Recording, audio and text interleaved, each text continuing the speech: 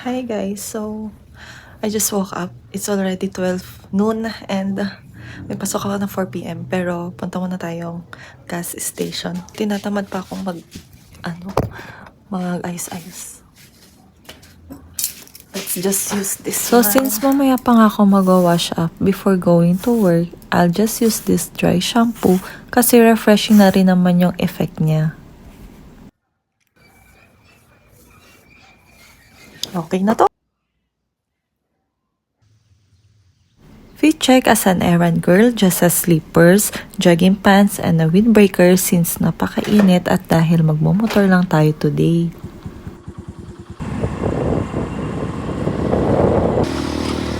In fairness, parang mababa yung presyo ng gasolina. So, sumaglit na muna ako for grocery. Bumili lang ng snacks and coffee and my fave so far is the UCC 3-in-1. So, dahil tapos na ang aking errand by 1 p.m, nakapag-lunch na ako and diretso uwi na din agad. So, yun lang for today's video. Ang cute lang mag-vlog because for sure, few years from now, there's something that you can look back, di ba?